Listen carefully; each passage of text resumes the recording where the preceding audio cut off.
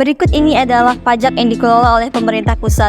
Yang pertama adalah pajak penghasilan atau PPH, yang kedua pajak pertambahan nilai (PPN), yang ketiga pajak penjualan atas barang mewah (PPNBM), yang keempat bea materai, yang kelima pajak bumi dan bangunan seperti PBB perkebunan, perhutanan dan pertambangan.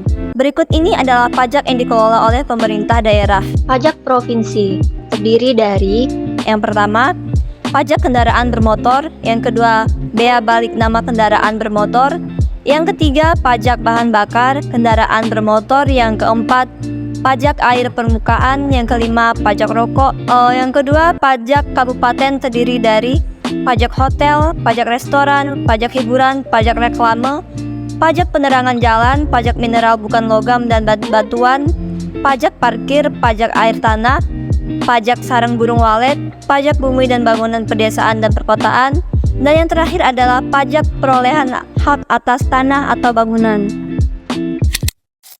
Undang-Undang Pajak Penghasilan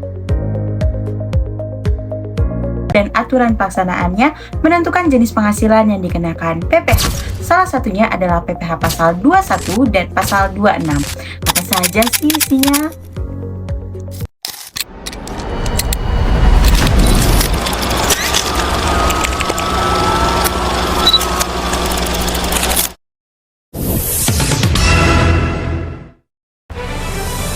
pajak penghasilan sehubungan dengan pekerjaan, jasa, dan kegiatan yang dilakukan oleh orang wajib pajak, orang pribadi sebagai subjek pajak dalam negeri.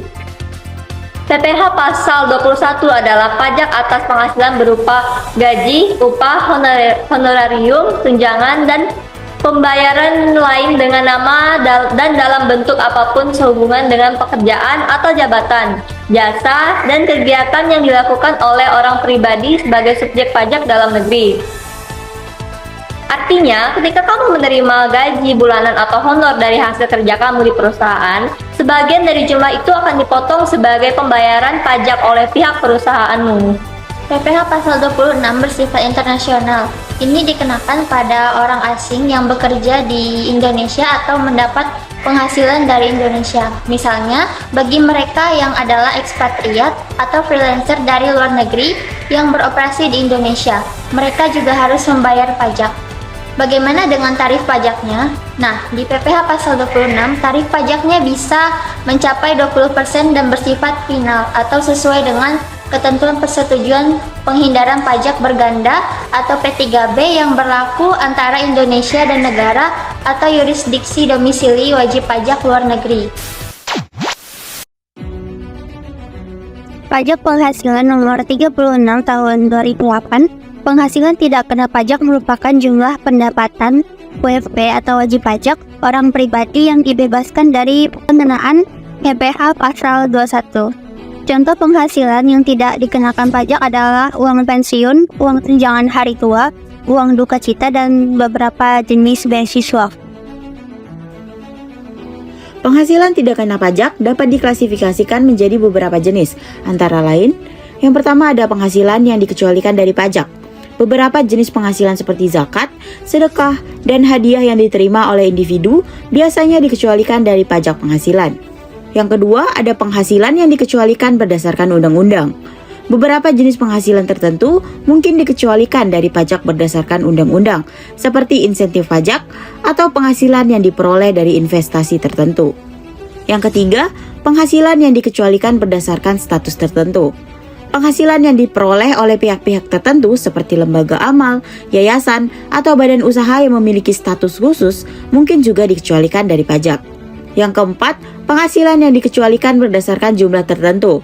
Beberapa negara mungkin memiliki batasan jumlah penghasilan tertentu yang dikecualikan dari pajak, seperti penghasilan di bawah ambang batas tertentu. Perhitungan PPh 21 selalu disesuaikan dengan tarif PTKP yang telah ditetapkan oleh Direktorat Jenderal Pajak atau DJP. Saat ini, hukum terbaru yang mendasari tentang PTKP adalah Undang-Undang Harmonisasi Perpajakan Nomor 7 Tahun 2021 pada bab 3 pasal 7. Berikut besaran PTKP terbaru yang berlaku. Tarif 5% dikenakan untuk PKP dari 60 juta. Tarif 15% dikenakan pada PKP dari 60 juta sampai dengan 250 juta. Tarif 25% dikenakan pada PKP dari 250 juta sampai dengan 500 juta. Tarif 30% dikenakan pada PKP dari 500 juta hingga 5 miliar. Tarif 35% dikenakan pada PKP di atas 5 miliar. Melihat dari ketentuan di atas, maka rumus yang digunakan adalah jumlah penghasilan dikali persentase pajak.